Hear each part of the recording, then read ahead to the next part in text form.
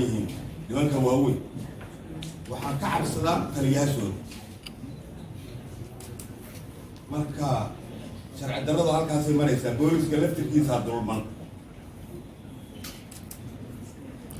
sababtoo ah taliyaha mid ka hooseeya oo taliya digtoorow leh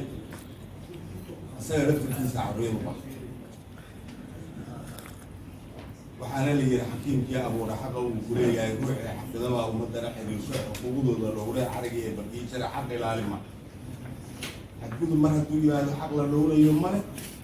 haddii alla kuurooya shacabkiina waa baaba-ayaan kuwii u hadli lahayna waa kuwa xabadka dhulka loo dhig saxaafaddu muddo dheeray waxay kusoo jirta dabley aan la garan baa saaka wariyadu leeyihin duugtiisa joogna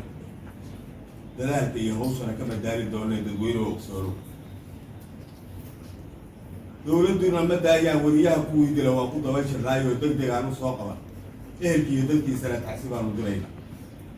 hay-adaha duniduna uu dul qaadan bayniga cambaarayn ma daayaan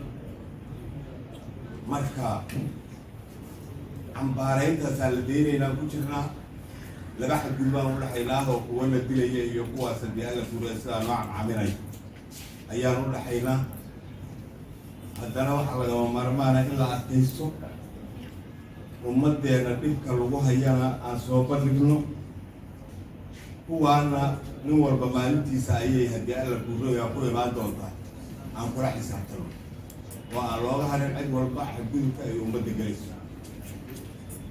waxaana loo caburinayo waa inaan waxba la ogaan labana aqbali karo